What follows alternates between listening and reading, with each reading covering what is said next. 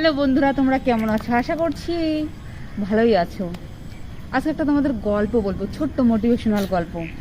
একটা বাড়িতে কি বলতো, আগুন লেগে যায়।